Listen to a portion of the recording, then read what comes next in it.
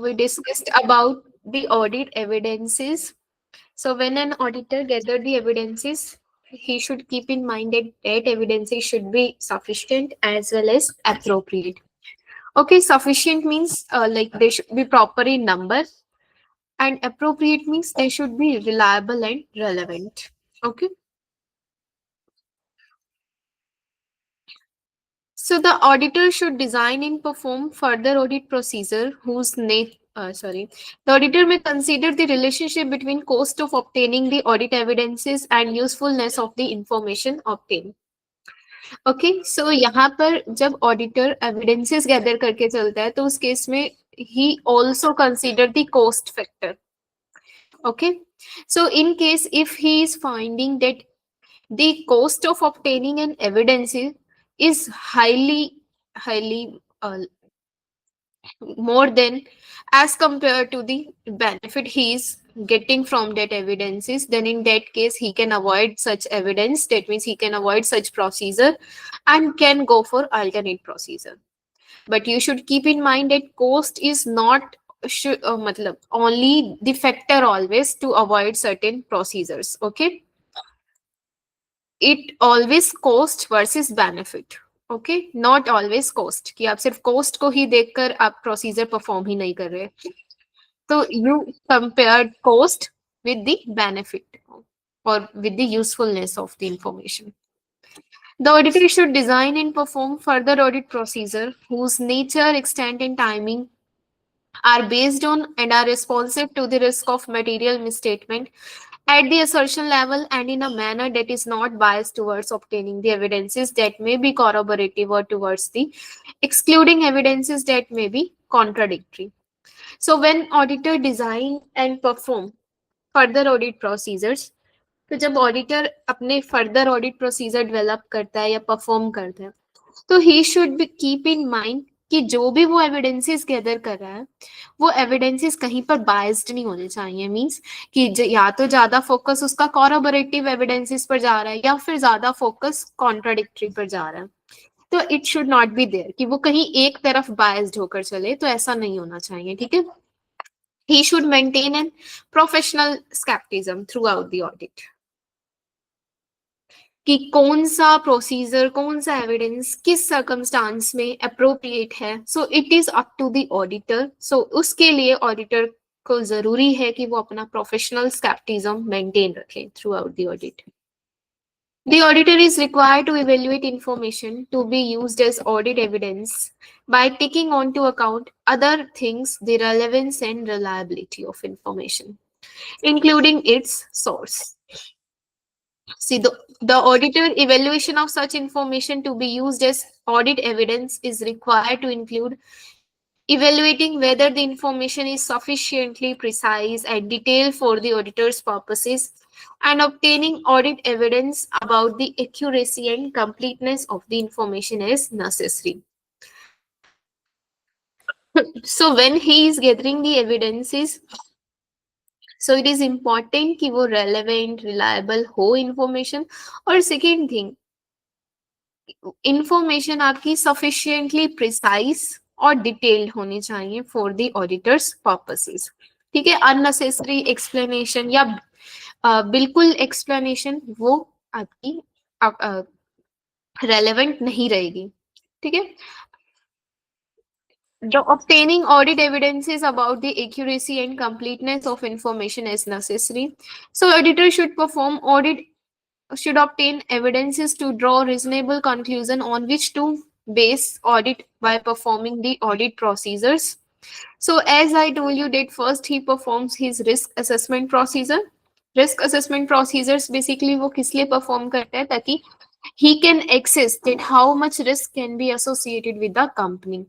Okay, so that he can design his further audit procedures accordingly.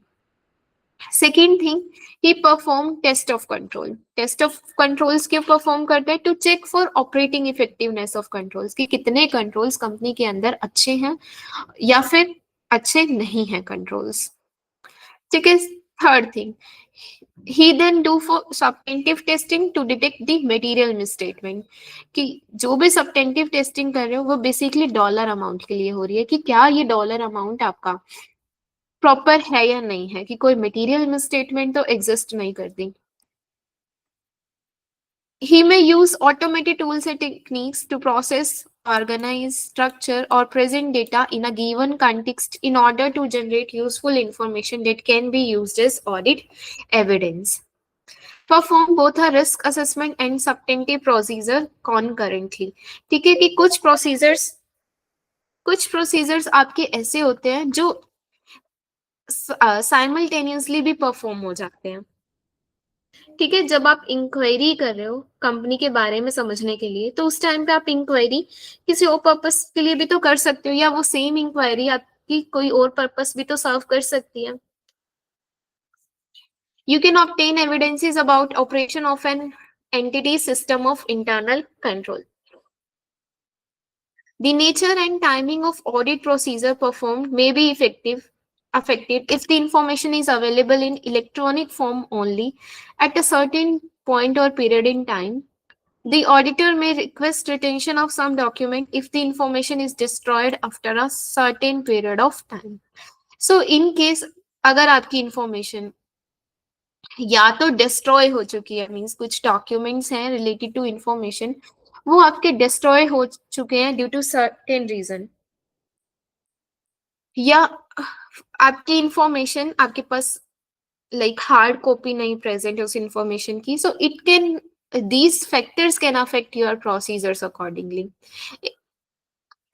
In some situations, electronic information is available on a continuous basis during the audit. In those cases, the auditor may develop audit procedure using automated tools and techniques to obtain information about transaction on a real time basis. ठीक है, तो जब आपकी processes automated होंगे या manual होंगे तो उसके अकॉर्डिंगली आपके प्रोसीजर्स भी क्या करेंगे, वेरी करेंगे. When the auditors risk assessment includes an expectation of the operating effectiveness of control, the auditor should identify and test those control relevant to assertion associated with substantive procedure to support the risk assessment. When the level of substantive procedure alone does not provide you the sufficient evidences, then you should go for test of control to obtain audit evidences about their operating effectiveness. ठीक है, तो जब आप risk assessment procedures perform करते हो तो it can give you an idea कि क्या आपको टेस्ट ऑफ कंट्रोल्स परफॉर्म करने की जरूरत है या नहीं है. बिकॉज जब आपने कंपनी से रिगार्डिंग रिस्क एक्सेस किया तो उस रिस्क से आपको ही पता लग गया कि कंपनी के अंदर की जो कंट्रोल रिस्क है वो तो एट मैक्सिमम प्रेजेंट है. सो उस केस में जब आपके इंटरनल कंट्रोल्स डिजाइंड और इम्प्लीमेंटेड ही नहीं है प्रॉपरली, तो उस केस में ऑपरेटिंग इफेक्टिवनेस क्या चेक करना एक रेलेवेंट रहेगा या नहीं रहेगा? रहेगा ना. क्यों रहेगा कि जब आपके प्रोसीजर डिजाइन ही नहीं प्रॉपरली, ना तो इम्प्लीमेंटेड है ढंग से, तो फिर उस केस में वो वर्क कर रहे हैं या नहीं कर रहे उसका तो फिर कोई बेनिफिट ही नहीं हुआ. तो उस केस में ऑडिटर क्या कर सकते हैं, अपने सब्टेंटिव टेस्ट पर ज्यादा फोकस रख सकता है rather than to go for test of controls. Okay. ठीक है, लेकिन ये जो मैं आपको बोल रही हूँ कि टेस्ट ऑफ कंट्रोल्स अवॉइड कर दे, ये लेकिन नॉन इश्यूअर के केस में कर सकता है, क्योंकि इश्यूअर के केस में आपको स्टिल परफॉर्म तो करने होंगे क्योंकि you have to give the opinion on control also. समझा. और इन केस अगर ऑडिटर को लगता है कि सब्टेंटिव प्रोसीजर से उसके एविडेंसेस प्रॉपर नहीं निकल रहे, सफिशिएंट नहीं निकल रहे, तो उस केस में भी he can perform test of control also. So जो भी आपके प्रोसीजर होते हैं that should be responsive to the related assessment of risk, which include the result of test of control.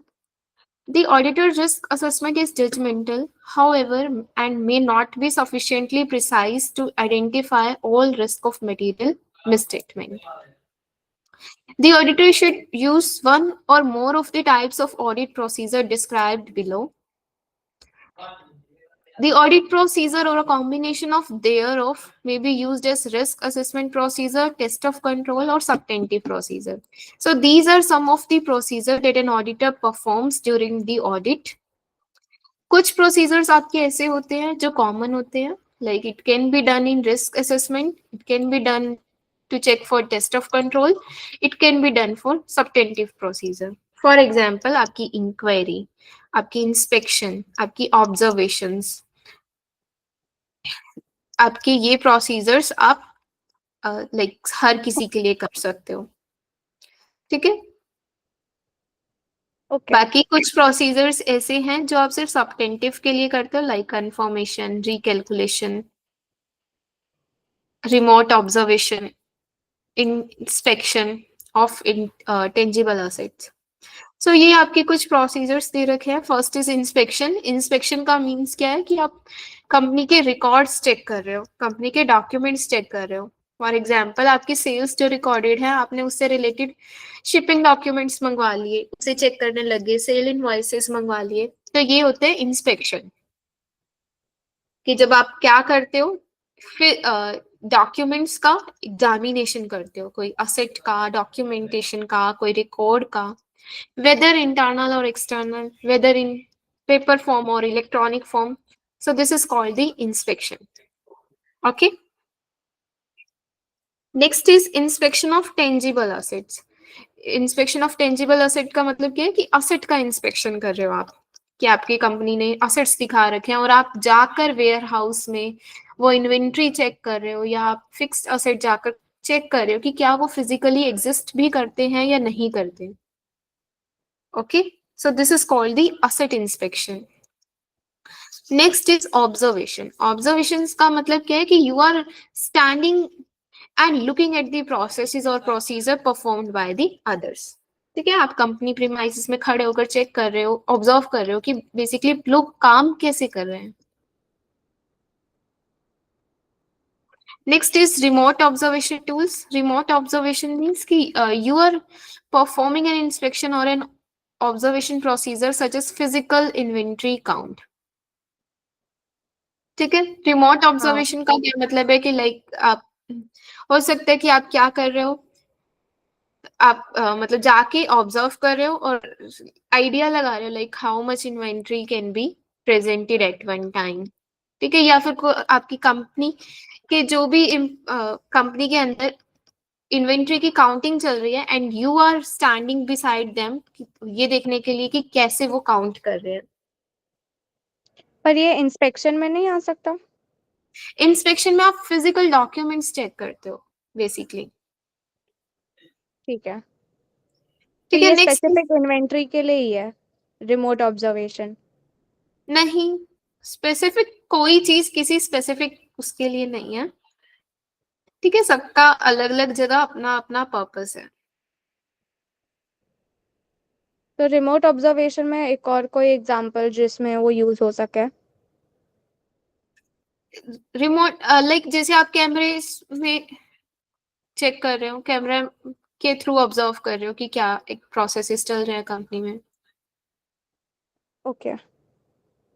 Next is inquiry. Inquiry means कि you are doing some questioning from people who are present in the company or even the outside the entity.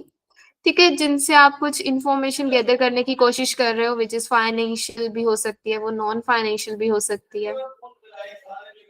Inquiries of knowledgeable person outside the entity does not meet the definition of external confirmation.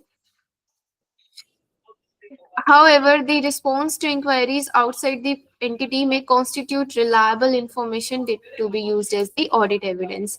So, inquiries generally कि आप कुछ questions put कर रहे हो, उनसे कुछ knowledge gain करने की कोशिश कर रहे हो. ठीक है.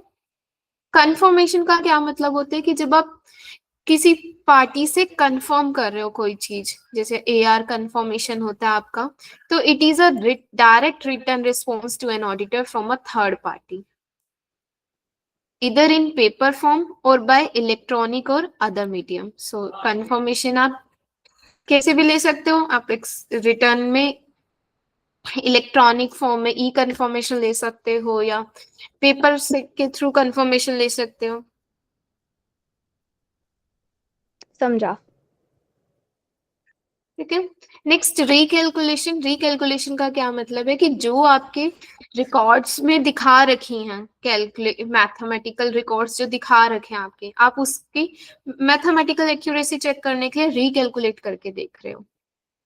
ठीक है, जैसे सपोज कुछ कैलकुलेशंस कर रखी हैं कंपनी ने, लाइक कुछ एआर कैलकुलेट कर रखे हैं, मतलब अलाउंसेस कैलकुलेट कर रखे हैं, या कोई डिस्काउंट कैलकुलेट कर रखे हैं, तो आप खुद से उसे रिकैलकुलेट करके देख सकते हो कि क्या मैथमेटिकल एक्यूरेसी है या नहीं है।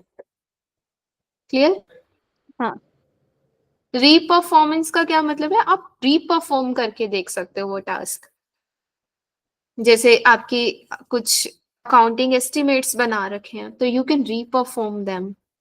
आप क्या कर सकते हो कि कंपनी में कि अगर मान लो कोई ऑटोमेटेड ट्रांजैक्शंस हो रही हैं, तो आप खुद से कोई ट्रांजैक्शन डालकर रीपरफॉर्म करवा सकते हो। समझा। आप मैनुअली भी कर सकते हो कोई चीज, और थ्रू द यूज ऑफ जो आपके ये ऑडिट टूल्स होते हैं ना, C880, जैसे आपने ऑडिट डेटा एनालिटिक्स पढ़ा था, ऐसे ये हाँ। C880 भी ये टूल्स होते हैं, उसकी हेल्प से आप कर सकते हो। एनालिटिकल प्रोसीजर्स क्या होते हैं कि जब आप क्या करते हो, रेशोज वगैरह चेक करते हो, आप कंपैरिजन करते हो फाइनेंशियल नॉन फाइनेंशियल इंफॉर्मेशन का, या कुछ सर्टेन रेशोज कैलकुलेट करके देखते हो, या फिर आप क्या कर रहे हो, प्रायर पीरियड नंबर को करंट ईयर नंबर से कंपेयर करके देख रहे हो, या फिर आप कंपनी के actual versus budgeted data check कर रहे हो। So this is the analytical procedures. So analytical procedures basically आपके सब्टेंटिव प्रोसीजर के साथ करने कंपलसरी नहीं है, अदरवाइज रिस्क असेसमेंट में हो गया आपके, या ओवरऑल रिव्यू के टाइम पर इट इज मैंडेटरी कि आप एनालिटिकल प्रोसीजर्स परफॉर्म करो। Clear? Yes. So these are the procedure, ये थ्रू आउट द ऑडिट आपके प्रोसीजर्स यही रहेंगे। अब किस केस में कौन सा प्रोसीजर रेलेवेंट होगा, जब हम इंडिविजुअली पढ़ेंगे हर एक उसकी अकाउंट की ऑडिटिंग, तो उस केस में आपके आएंगे ये। ठीक है।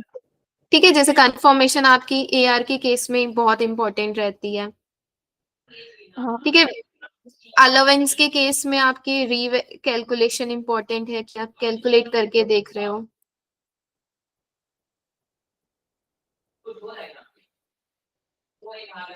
Inconsistencies in or doubt about the reliability of audit evidence.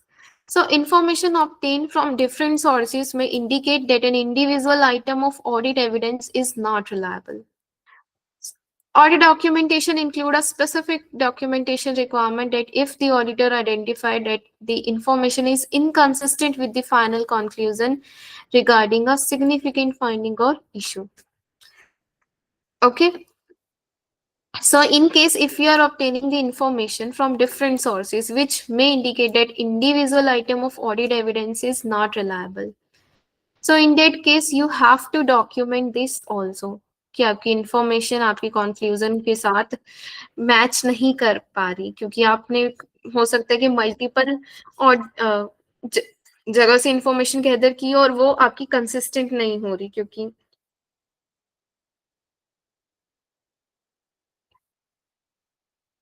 ठीक है। नेक्स्ट नहीं, आप मैनेजमेंट वापस एक्सप्लेन करोगे?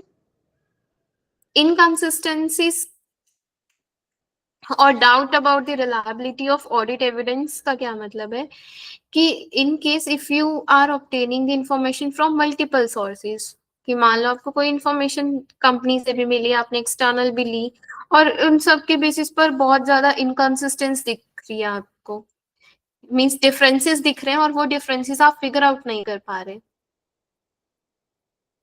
सो you can document that. Okay. Okay. Management intent का क्या मतलब है, information available to you to spot management intent may be limited. Maintaining professional skepticism is particularly important when corroborative audit evidence is limited to the inquiry. ठीक है, कि जब आप मान लो कि इंक्वायरी परफॉर्म कर रहे हो, तो आपकी इंक्वायरी हमेशा एक सफिशिएंट नहीं रहती। तो आपको इंक्वायरी के साथ कोई ना कोई प्रोसीजर अदर परफॉर्म करना होता है, कि सिर्फ पूछताछ करके आप किसी कंक्लूजन पर नहीं आ सकते। सो रिमेम्बर दिस, ठीक है, कि आपकी इंक्वायरी एक सफिशिएंट एविडेंस नहीं होती, ध्यान रखना। नेक्स्ट आता है प्रोफेशनल स्केप्टिज्म। प्रोफेशनल स्केप्टिज्म की मेंटेन रखना है ऑडिटर को थ्रू आउट द ऑडिट। क्यों जरूरी है? Because professional scepticism give you a questioned mind कि you should remain alert to the conditions that are coming to you and which might indicate that there is certain risk. Okay, so as an auditor you assume that management is dishonest, neither dishonest nor honest. Okay, so the auditor cannot be expected to disregard past experience of honesty and integrity of management and those charged with governance. Nevertheless, our belief that management and TCWG are honest and have integrity does not relieve the auditor of the need to maintain professional skepticism or allow the auditor to be satisfied with less pervasive evidence than obtaining reasonable assurance. So इसका क्या मतलब है कि through out the audit आप professional scepticism maintain रखना होता है आपको, means you should have questioned mind और यू शुड नीदर एज्यूम कि मैनेजमेंट ऑनेस्ट है ना ही डिसऑनेस्ट है।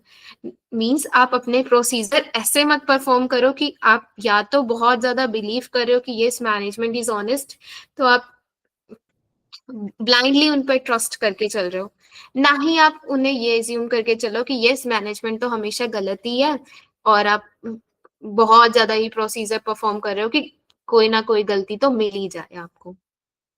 तो ऐसा नहीं होना चाहिए। लेकिन if you have certain past experience with your management, कि आपको पिछला कुछ एक्सपीरियंस था मैनेजमेंट से, तो you can't really ignore them also. Okay, कि आपके पास्ट एक्सपीरियंस के बेसिस पर आपको लगता है कि वो अच्छी है या गंदी है, तो उसको भी आप मतलब इग्नोर नहीं कर सकते फुली, कि if you have certain past experience. Independence is an essential component of an auditor maintaining professional scepticism. So इसलिए कहते हैं कि इंडिपेंडेंस जो है बहुत जरूरी है ऑडिट में, ठीक है। बिकॉज Yes, इफ यू समझा। Are not independent of the client, कि मान लो आपके क्लाइंट के साथ कोई बिजनेस रिलेशनशिप है या कोई पर्सनल रिलेशनशिप है, तो उस केस में आपका ओपिनियन बायस्ड हो सकता है, ठीक है। The auditor should conduct the engagement with a mindset that recognizes the possibility that material misstatement due to fraud could be present, regardless of any past experience with the entity and regardless of auditor belief about management honesty and integrity. So when you are performing the audit, you should always assume that there will be certain risk जो associated हो सकता है और कुछ ना कुछ material misstatement हो सकती है फ्रॉड की वजह से, ठीक है। ये प्री एज्यूम्ड रिस्क होते हैं कि जो आप पहले से एज्यूम करके चल रहे हो कि यस कोई ना कोई फ्रॉड हो सकता है। Professional scepticism require an ongoing questioning mind, ठीक है। आपका क्वेश्चनिंग माइंड होना चाहिए, मीन्स कि अगर आप कोई इंफॉर्मेशन देख रहे हो तो क्या वो इंफॉर्मेशन आपकी करेक्ट है या नहीं है, जो एविडेंसेस गैदर कर रहे हो वो एविडेंसेस सफिशिएंट है या नहीं है, तो ये आपका क्वेश्चनिंग माइंड होना चाहिए। Unconscious or conscious auditor bias may affect the professional skepticism. Means there may be certain bias जिसकी वजह से ऑडिटर का ओपिनियन अफेक्ट हो सकता है। जैसे for example availability bias. Means availability bias का क्या मतलब है कि ऑडिटर सिर्फ उन्हीं इंफॉर्मेशन उन्हीं डॉक्यूमेंट्स की तरफ ज्यादा ध्यान दे रहा है जो इजीली अवेलेबल है, rather than to go for the document और एविडेंसेस कि जिसके लिए उसको थोड़ी मेहनत करनी पड़ेगी, कि जो अभी रेडिली अवेलेबल नहीं है, ठीक है। ये होता है अवेलेबिलिटी बायस, कि आप उस चीजों की तरफ ज्यादा एंगेज हो कि जो जल्दी अवेलेबल है या अवेलेबल है एकदम, rather than to go for the things which actually require certain efforts from you. Then this is called the availability bias. Next is confirmation bias. Confirmation bias का क्या मतलब है कि आप उन एविडेंसेस को ज्यादा स्पॉट कर रहे हो कि जो कंफर्म कर रही हैं चीजें, रेदर देन कि जो कॉन्ट्राडिक्ट कर रही है। Any doubt? नो डाउट, समझ रहा है। ओवर कॉन्फिडेंस बायस का क्या मतलब है कि you have over confidence on you, कि ठीक है आप कोई प्रोसीजर परफॉर्म कर रहे हो और आप ओवर कॉन्फिडेंट होके चल रहे हो कि यस आप तो हमेशा सही परफॉर्म करते हो चीजें, कि योर जजमेंट योर डिसीजन आप उन पे ओवर कॉन्फिडेंट होकर चल रहे हो। एंकरिंग बायस का क्या मतलब है कि you are tendency to use an information as an anchor which subsequent information is inadequately accessed, कि फॉर एग्जाम्पल जैसे आपकी कुछ चीजें हैं, मान लो आपकी अकाउंटिंग एस्टिमेट्स ही हैं। अब अकाउंटिंग एस्टिमेट्स आपके सही हैं या नहीं है आपने वो तो चेक किया नहीं, आप प्री एज्यूम करके चल रहे हो कि वो ठीक है और उसके बेसिस पर आपने बाकी चीजें देख ली। तो ये होता है एंकरिंग बायस, कि आपने इनिशियल पीस को इतनी इंपॉर्टेंट नहीं दी और जिसकी वजह से आपकी बाकी चीजें अफेक्टेड हो सकती हैं। तो जब आपकी अजम्पशंस मान लो सही नहीं थी तो इसका मतलब कि जो भी आपने कैलकुलेशंस की हैं वो तो सही होनी ही नहीं चाहिए, but you are assuming that your assumptions are correct and on the basis of this you are going for other things. तो जब आपकी अजम्पशंस ठीक नहीं थी और आप ये कह के चल रहे हो कि अजम्पशंस ठीक हैं, तो इसका मतलब कि आपकी ऑब्वियस सी बात है कि उसके बेस्ड कैलकुलेशन तो ठीक ही आएंगी। ये चीज समझ में आई? एंकरिंग बायस। हाँ, समझा। ऑटोमेशन बायस का मतलब क्या है कि you are putting the tendency to favour the output that is generated from automated system, कि आप ऑटोमेटेड जो सिस्टम से जनरेट हुई है इंफॉर्मेशन आप उस पर ज्यादा फोकस रख रहे हो as compared to manual things. ठीक है, आप ये एज्यूम करके चल रहे हो कि जो ऑटोमेटेड चीजें हैं वो तो हमेशा करेक्ट होंगी और जो मैनुअल है वो उसमें प्रॉब्लम हो सकती है। तो this is called the automation biased. Okay, any doubt? No doubts. Next is when planning and performing an audit, the auditor should be sensitive to audit risk factor. So examples of audit risk factor means कि जो factors आपके opinion को गलत कर सकते हैं। First is insufficient controls over IT system and related data processing. So if the client has their poor controls, so that means कि they have more risk associated with them, जिसकी वजह से आपका audit risk भी बढ़ सकता है। Significant delay in production of documentation, कि अगर मान लो कि आप डॉक्यूमेंट्स मांग रहे हो और कंपनी आपको प्रोवाइड ही नहीं कर पा रही टाइमली, सो इसका मतलब रिस्क ज्यादा रहेगा, तो आपकी ऑडिट रिस्क भी क्या हो जाएगा, बढ़ जाएगा। अनक्वालिफाइड और inexperience employees charge with higher level accounting responsibilities, कि कंपनी के अंदर पीपल जिनके पास सफिशिएंट एक्सपीरियंस नहीं है, सफिशिएंट नॉलेज नहीं है, उनको इतनी हाई रिस्पॉन्सिबिलिटी दे रखी है। So that means there will be high chances कि ज्यादा मिस स्टेटमेंट हो, तो उस केस में अगेन आपका ऑडिट रिस्क बढ़ जाएगा। ठीक है, yes. Next is management tendency to falsify the financial statement. So if the management has the tendency कि yes वो easily financial statement को false कर सकती हैं, in that case your audit risk will also increase. Significant estimate or difficult to audit management assumptions, substantial or unusual related party transaction. So if you have certain related party transaction जो unusual है, unusual का मतलब they can create a risk of material misstatement. So उस case में आपका again audit risk increase हो जाएगा। एक डाउट है। यस, ये जो management tendency to falsify the financial statement, इसका एक बार आप वापस एक्सप्लेन करोगे? ठीक है, कि अगर मैनेजमेंट इजीली फाइनेंशियल स्टेटमेंट को फॉल्स कर सकती है, लाइक उन पे कोई प्रॉपर ओवरसाइट नहीं है, मैनेजमेंट का कोई फाइनेंशियल इंटरेस्ट है, सो उस केस में मैनेजमेंट कर सकती है फाइनेंशियल स्टेटमेंट को मिसलीडिंग बना सकती है उसे। मतलब रेवेन्यू के नंबर्स अलग दिए हैं, एक्चुअल में अलग है, ऐसा? यस, फाइनेंशियल स्टेटमेंट मिसलीड करने का मतलब क्या है कि you are cooking the numbers actually, कि आप ओके, एक्चुअल क्या है और you are showing something else. ठीक है, समझा। Evaluating whether sufficient audit evidences has been obtained or not. अब आपने एविडेंसेस गैदर किए, तो एविडेंसेस आपको सफिशिएंट मिले या नहीं मिले, so you need to evaluate that. Evidence is sufficient if there is enough of it to support the auditor's finding. In determining the sufficiency of evidences, it may be helpful to ask such questions as whether there is enough evidence to persuade a reasonable person of the validity of findings. An essential factor in evaluating the sufficiency is it must be convincing as to lead a prudent person to reach to the same decision. So आपके evidences इतने होने चाहिए कि like it can convince a person कि yes, इसके basis पर यही opinion बनता है. The nature of most evidences in part from the concept of selective testing of the data being audited, which involves judgment regarding both the areas to be tested and nature, extent, and timing of the test to be performed. In addition, judgment is required in interpreting the result of audit testing and evaluating the audit evidences. So, your judgment will always require कि जब आप evidences gather कर रहे हो, you are preparing the procedures. So, throughout the audit, आपकी judgment तो involve रहेगी.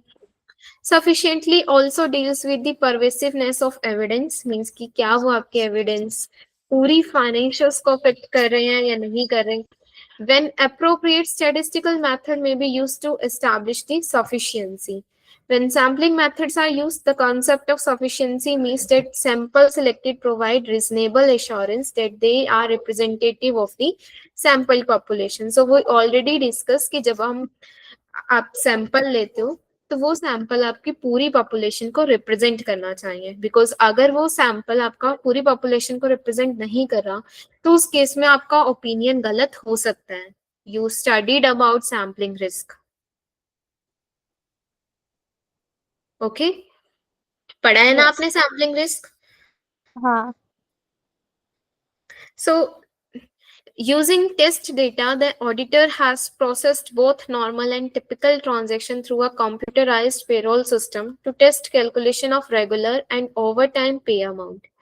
Sufficient competent evidence of control would exist if test data result match predetermined result or expectation. So test data क्या है कि जब हम क्या करते हैं कि अराउंड द कंप्यूटर और थ्रू द कंप्यूटर हम टेस्टिंग करते हैं कि जब कंपनी के अंदर बहुत सारे आईटी रिलेटेड प्रोसेसेस हो रहे हैं तो उस केस में अब उस कंप्यूटर में जो प्रोसेसिंग हो रही है या जो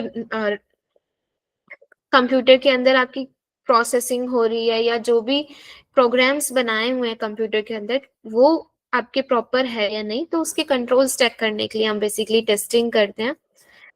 पैरेलल सिमुलेशन में भी आपका सेम यही होता है. पैरेलल सिमुलेशन भी आपकी कंप्यूटर के लिए टेस्टिंग होती है जिसमें हम क्या करते हैं कि एक पैरेलली प्रोसेसेस करके देख रहे हैं, जिसमें क्या है बेसिकली ऑडिटर रीप्रोसेस करता है some of the client live data while matching those result through the expectation. Transaction tagging हो गया आपकी, ये सारे आपके कंप्यूटर के अराउंड टेस्टिंग होती है कि जिसके अंदर ट्रांजैक्शन टैगिंग में बेसिकली क्या है, हम कुछ ट्रांजैक्शंस को मार्क करके उन स्पेसिफिक ट्रांजैक्शन को मतलब करके देख रहे हैं कंप्यूटर में कि क्या वो ठीक हो रही है प्रोसेस या नहीं हो रही. पैरेलल सिमुलेशन में क्या है कि हम क्लाइंट का डेटा उठाएंगे और उसे खुद से रीपरफॉर्म करके देखेंगे और फिर कंपेयर करेंगे कि क्या क्लाइंट के रिजल्ट और हमारे रिजल्ट मैच कर रहे हैं या नहीं कर रहे. Externally prepared documents would provide the most pervasive evidence regarding an asset value that was acquired. ठीक है, जैसे आपने कोई असेट खरीदे तो उसमें जो इनवॉइस आपको मिलते हैं वो इनवॉइस आपके लिए एक एविडेंस हो सकता है. फिजिकल एग्जामिनेशन हो गया. फिजिकल एग्जामिनेशन एक परवेसिव एविडेंस है कि आपके एसेट्स तो दिखा रखे हैं, लेकिन जब आप खुद से जाके चेक करते हो कि क्या वो एसेट एक्चुअल में प्रेजेंट भी है या नहीं प्रेजेंट, वो एक परवेसिव एविडेंस है, ठीक है, एक स्ट्रॉन्ग एविडेंस है। बिकॉज हो सकता है कि एसेट दिखाने को तो कंपनी ने बहुत दिखा रखे हैं, लेकिन वो एक्चुअल में एग्जिस्ट ही नहीं करते, या एग्जिस्ट करते हैं तो उनकी कंडीशन इतनी अच्छी नहीं है, वो खराब हो चुके हैं, ऑब्सोलीट हो चुके हैं। Clear? Yes. Next is 8 type of legal evidences exist.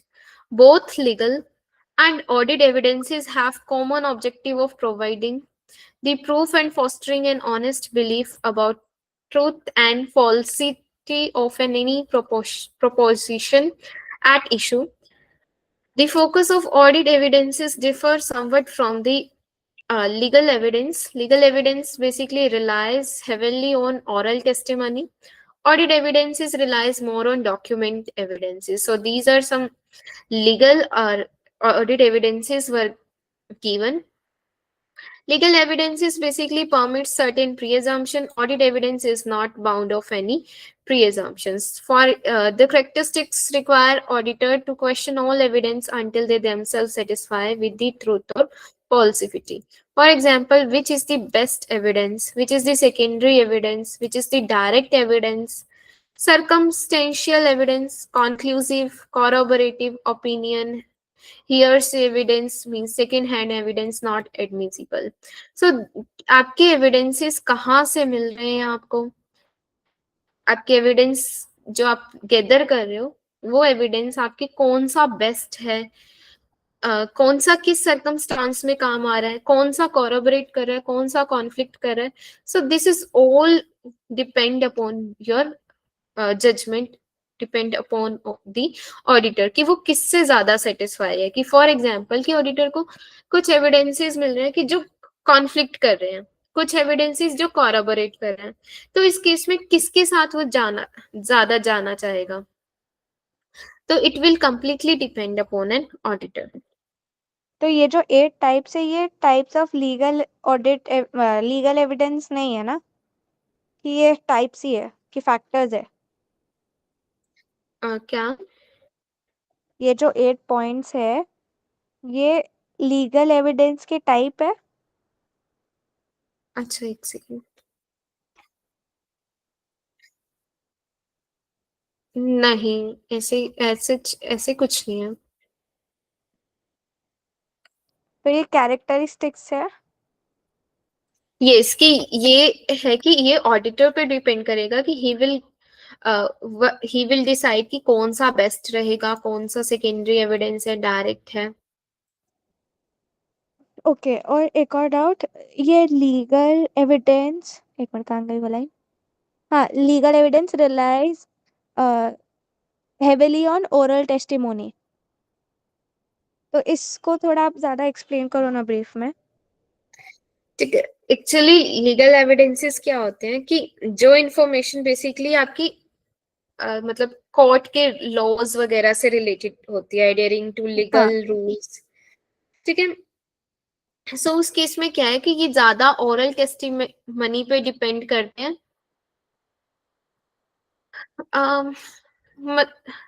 Oral testimony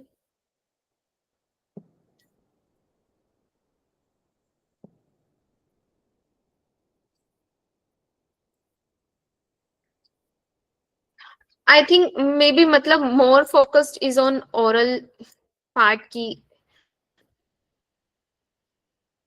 but इसका फिर मैं एविडेंस क्या रखूं?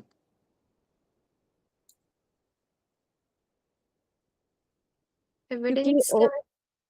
मतलब legal evidence rely heavily on oral testimony, तो अगर इफ ओरली मैंने कुछ बोला जो कंसिडर हो सकता है एक लीगल एविडेंस के लिए,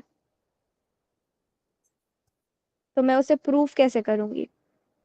नहीं, अभी जैसे मतलब आपके ये उसमें भी हो सकते हैं, लेकिन बेसिकली जैसे आप ये जो ऑडिट एविडेंसेस हैं वो ज्यादातर डॉक्यूमेंट्री फॉर्म हाँ, में गैदर करते हो आप. करेक्ट. ठीक है, लेकिन जो लीगल एविडेंसेस है, मतलब आपने जैसे कोर्ट में जाके पूछा, किसी मैटर को डिस्कस किया, तो ये उसके रिगार्डिंग है कि आप वो ज्यादा ओरल उस पे बेस्ड है। लेकिन जब भी आप ये ओरली वो कर रहे हो, तो उस केस में यू कैन डॉक्यूमेंट ना, कि जो जो आपको फाइंडिंग्स मिल रही हैं, आप वो अपने वर्क पेपर्स में तो लिख के चलते हो। ठीक है। बाकी उसमें आप क्लियरली मेंशन है कि auditor, it's up to the auditor कि वो किसको ज्यादा प्रेफरेंस देना चाहते हैं। ठीक है, किन समझा। एविडेंसेस पर ज्यादा फोकस रखेगा वो। Best evidence is often referred to as primary evidence and is the evidence that is the most natural and reliable. It is conformed to documentary evidence and applies to proof of the content of a writing. So example दे रखे हैं आपको best evidences के। Best means कि जो आपके like सबसे natural और reliable evidence कहलाएगा। The audit procedure providing the best evidence about collectibility of notes receivable would be an examination of cash receipt record to determine the promptness of interest and principal payment.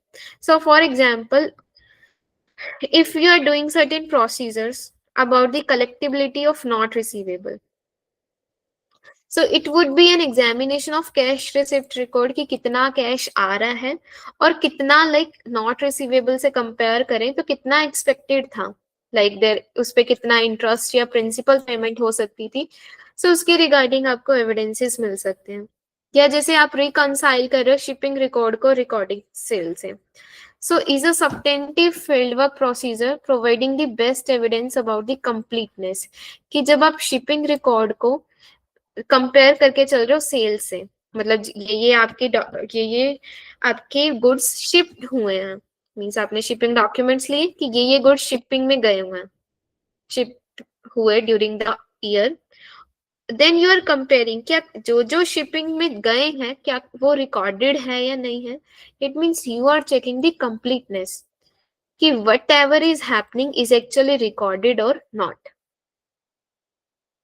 In testing the write-off of a deteriorated piece of equipment, the best evidence is would be a physical inspection.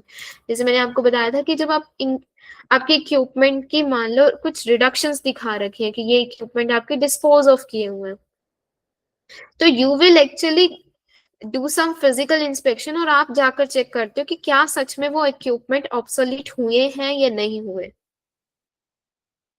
ठीक है। हाँ।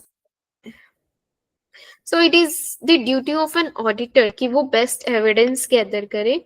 So this was all about evidence की evidences आपके कैसे gather होते हैं, आप जो भी प्रोसीजर्स परफॉर्म करते हो वो प्रोसीजर्स हमने डिस्कस किए। वो एविडेंसेस अब आपके किस काम आएंगे, आपके ओपिनियन देने के लिए काम आएंगे। कैसे होने चाहिए, सफिशिएंट होने चाहिए, रिलायबल होने चाहिए, रेलेवेंट होने चाहिए। अब रिलायबिलिटी किस पे डिपेंड करती है कि वो कहाँ से आ रहे हैं। बेसिकली आप विद इन द एंटिटी ले रहे हो, उस गैदर कर रहे हो या उस एक्सटर्नल पार्टी से ले रहे हो, आप ओरल में ले रहे हो या रिटर्न में ले रहे हो। सो रिलायबिलिटी, रेलेवेंसी मीन्स कि आपकी वो कितना रेलेवेंट है उस पर्टिकुलर चीज से।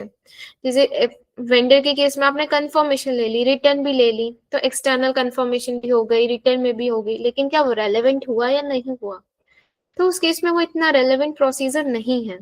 सो डेट मीन्स आपके एविडेंसेस के लिए सफिशिएंसी, रिलायबिलिटी और रेलेवेंसी तीनों चीजें मैटर करती हैं।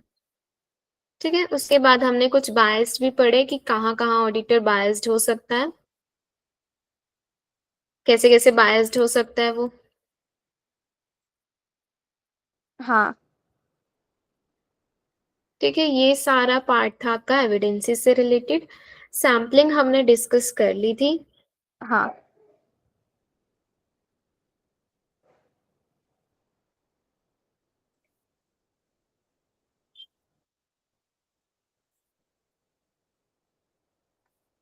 सो बेसिकली अब तक हम क्या कर चुके हैं, बताओगे। हमने ये ऑडिट एंगेजमेंट ये सब पढ़ लिया। उसके बाद टेस्ट ऑफ कंट्रोल्स, फिर टेस्ट ऑफ, एक और होता है test of test of details, हाँ वो कर लिया। फिर बाद में हमने कौन से ऑडिटिंग टूल्स हम यूज़ कर सकते हैं वो देख लिया। एंटिटी एंड इट्स एनवायरनमेंट की क्या क्या हमें, अगर हम उनका ऑडिट करने वाले तो हमें एंटिटी के बारे में, इंडस्ट्री के बारे में पता होना चाहिए, वो सब किया। फिर सैंपल टेस्टिंग, कैसे हम सैंपल साइज सिलेक्ट करेंगे, क्या क्या यस। एविडेंस हम कंसिडर करेंगे।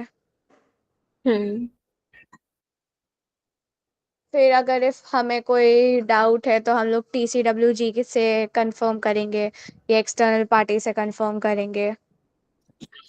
ठीक है, तो हम बेसिकली सबसे पहले हम ऑडिट करने से पहले हमने क्या देखा कि ऑडिट करने के लिए हमें कौन कौन से स्टैंडर्ड फॉलो करने होते हैं। हाँ ठीक है, ऑडिट के लिए भी और एज एन ऑडिटर भी आपको क्या क्या स्टैंडर्ड फॉलो करने होते हैं, जो भी आपका प्रोफेशनल कंडक्ट था AICPA वाला, हाँ आपने वो सारा स्टडी किया। उसके बाद आपने डिफरेंट टाइप्स ऑफ एंगेजमेंट पढ़ी कि आपकी ऑडिट हो सकती है, उसके अलावा कौन कौन सी एंगेजमेंट हो सकती है, जैसे अटेस्टेशन पढ़ी आपने, रिव्यू, कंपाइलेशन, ये सब चीजें पढ़ी, एग्जामिनेशन। हाँ उस केस में डिफरेंट एंगेजमेंट में क्या क्या डिफरेंस है वो सारी चीजें हमने डिस्कस करी। ठीक है, उसके बाद हम फिर आए दोबारा ऑडिट पार्ट पर। ऑडिट पार्ट में सबसे पहले हमने क्या किया कि जब हम एज एन ऑडिटर, आपको क्या है, कोई क्लाइंट अपॉइंट करता है तो आपकी क्या ड्यूटीज बनती है। तो जब आपको कोई क्लाइंट अपॉइंट करते हैं तो सब फर्स्ट ऑफ ऑल उनकी ऑडिट कमेटी की रिस्पॉन्सिबिलिटी होती है कि वो आपको अपॉइंट करे, आपसे डिस्कस करे जो भी मैटर्स हैं। उसके बाद ऑडिटर क्या है, सबसे पहले वो अपनी अवेलेबिलिटी चेक करते हैं, अपनी इंडिपेंडेंस चेक करते हैं, अपनी स्टाफ की जो भी कॉम्पिटेंस लेवल है, ये सब चीजें देखकर चलता है कि क्या वो with in the deadline complete करेगा या नहीं। सेकेंड थिंग, वो क्लाइंट के बारे में समझते हैं कि क्लाइंट की लाइक इंटेग्रिटी है या नहीं, क्लाइंट के रिकॉर्ड्स कैसे हैं, फ्रेमवर्क क्या है। तीसरी चीज, वो प्रेडेसर ऑडिटर से कम्युनिकेट करके चलता था कि कम प्रीडेसर ऑडिटर से उसको क्या क्या चीजें पता चल रही हैं। उसके बाद ही विल डिसाइड कि क्या उसे एंगेजमेंट एक्सेप्ट करनी है या नहीं करनी। अगर एक्सेप्ट करता है तो फिर वो एक रिटर्न में एंगेजमेंट लेटर लेकर चलता है कि जिसके अंदर वो अपनी रिस्पॉन्सिबिलिटीज और क्लाइंट की रिस्पॉन्सिबिलिटीज मेंशन करता है, ताकि कल को कोई अननेसेसरी मतलब उस पर कोई ब्लेम्स ना आए। ठीक है, एंगेजमेंट लेटर हमने पढ़ा। फिर उसके बाद हमने पढ़ा कि एंगेजमेंट लेटर में ठीक है आपकी रिटर्न अंडरस्टैंडिंग है, उसके बाद थ्रू आउट द ऑडिट आप क्या क्या कर सकते हो, आप TCWG से ऑडिट कम्युनिकेट प्लान। कर सकते हो। ठीक है, उस आपके कुछ प्री एज्यूम्ड रिस्क होते हैं, जैसे फ्रॉड। फ्रॉड क्या होता है, किस वजह से होता है, उसके क्या क्या फैक्टर्स हो सकते हैं, और उस केस में ऑडिटर क्या क्या कर सकते हैं, हमने वो चीजें पढ़ी।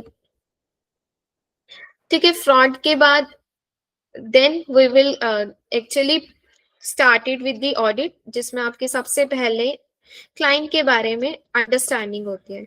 अब क्लाइंट के बारे में आप कैसे कैसे समझ सकते हो, आप उसके क्लाइंट में जाकर, क्लाइंट प्रीमाइसिस पे जाकर आप मतलब पता कर सकते हो, आप डे क्लाइंट टू से डे ऑपरेशंस देख सकते हैं। क्या देख सकते हैं। डे टू डे ऑपरेशंस मतलब कैसे वर्क यस, करती है कंपनी। यस, हम उससे रिलेटेड जो भी जनरल्स इस्टेब्लिश्ड हैं, जो भी इंफॉर्मेशन अवेलेबल है, हम उसको स्टडी कर सकते हैं क्लाइंट के बारे में समझने के लिए।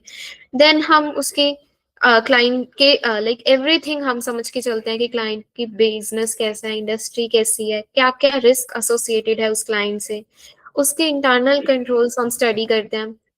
सो इन सब चीजों से आपको रिस्क पता चलता है कि क्लाइंट के से रिलेटेड क्या क्या रिस्क एसोसिएटेड हो सकते हैं। You also perform certain risk assessment procedure, जैसे इंक्वायरी करते हो, आप इंस्पेक्शन करते हो, ऑब्जर्वेशन करते हो, you also perform work through analytical procedure. So इन सब चीजों से आपको रिस्क पता चलते हैं, जिसके बाद यू विल डिसाइड कि कंपनी के अंदर कंट्रोल रिस्क कितना हो सकता है, कि कंट्रोल रिस्क या तो अबव मैक्सिमम जा रहा है या फिर बिलो आ रहा है। अगर कंट्रोल रिस्क अबव मैक्सिमम है, मतलब हाई रिस्क है, तो उस केस में आप फिर टेस्ट ऑफ कंट्रोल्स अवॉइड करते हो in case of non issuer. लेकिन अगर आपको कंट्रोल रिस्क बहुत सॉरी इतना हाई नहीं दिख रहा, तो उस केस में आप टेस्ट ऑफ कंट्रोल्स परफॉर्म करते हो। ठीक है, टेस्ट ऑफ कंट्रोल्स में हमने क्या क्या आते हैं आपके टेस्ट ऑफ कंट्रोल्स में, बेसिकली जो आप कंपनी के ऑपरेटिंग इफेक्टिवनेस चेक करने के लिए परफॉर्म करते हो, उसके अंदर आपके इंक्वायरी, इंस्पेक्शन, ऑब्जर्वेशन और रीपरफॉर्मेंस, ये 4 प्रोसीजर्स आकर चलते हैं। टेस्ट ऑफ कंट्रोल्स के बाद आप क्या करते हो, आप अपनी सब्टेंटिव टेस्टिंग करते हो। टेस्ट ऑफ कंट्रोल से बेसिकली आपको पता चलता है कि आपके कंट्रोल्स कितने इफेक्टिव हैं, कि आप उन पे रिलाय कर सकते हो या नहीं रिलाय कर सकते। मीन्स अगर आपके कंट्रोल्स इफेक्टिव हैं, तो इसका मतलब आप अपनी सब्टेंटिव टेस्टिंग कम रख सकते हो। लेकिन अगर आपके कंट्रोल्स उतने इफेक्टिव नहीं हैं, तो इट मीन्स आपको अपनी सब्टेंटिव टेस्टिंग बढ़ानी पड़ेगी। ठीक है, तो उसके लिए आप substantive testing means test of details perform करते हो, जिसके अंदर आपके सब्टेंटिव और एनालिटिकल टेस्ट दोनों आ जाएंगे। ये सारे अब आपके डिटेल में आएंगे। ठीक है, अभी तक हमने ओवरव्यू तो इनका पढ़ चुके हैं हम। हाँ।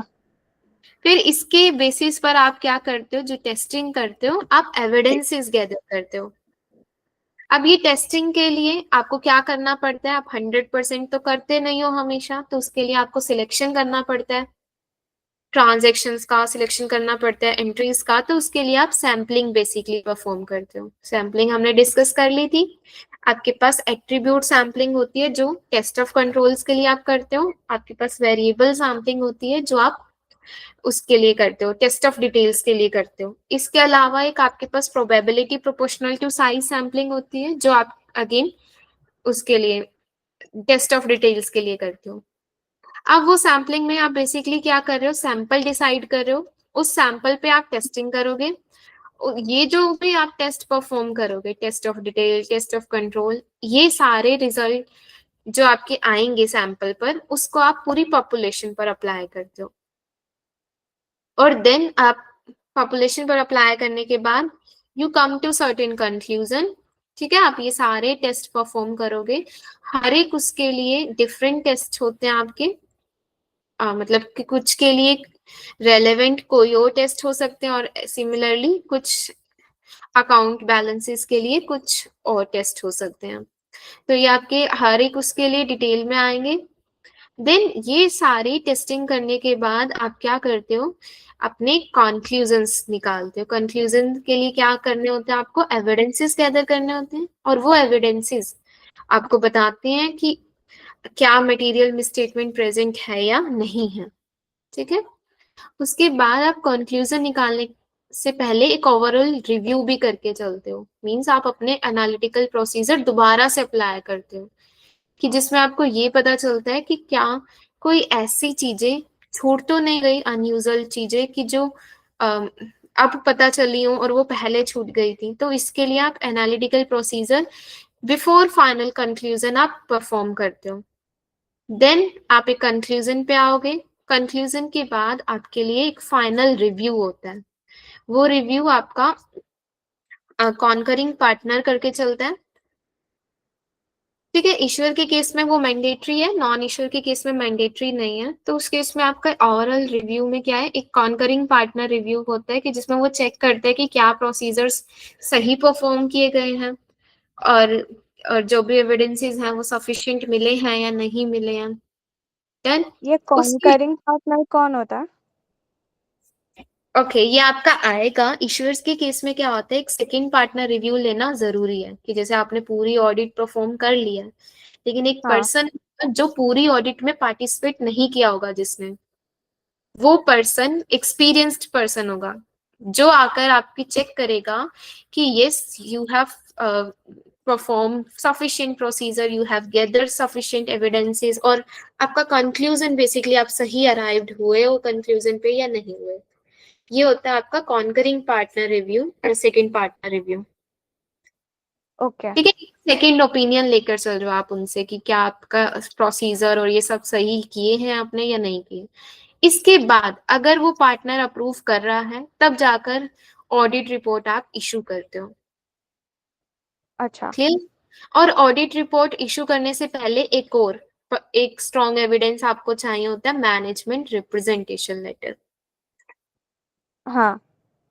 ठीक है, मैनेजमेंट रिप्रेजेंटेशन लेटर मिलेगा आपको तभी आप आगे बढ़ोगे, बिकॉज अगर वो नहीं मिल रहा तो उस केस में आप डिस्क्लेमर भी दे सकते हो, क्योंकि इसका मतलब क्या है कि आपके पास स्कोप लिमिटेशन होगी, आपको मैनेजमेंट रिप्रेजेंटेशन लेटर ही नहीं दे रही। ओके, देन आपकी ऑडिट रिपोर्ट इशू होती है। अब वो रिपोर्ट्स आपकी, शायद हमने रिपोर्ट्स नहीं पढ़ी है ना, फिर आपकी ये नहीं नहीं रिपोर्ट्स पढ़।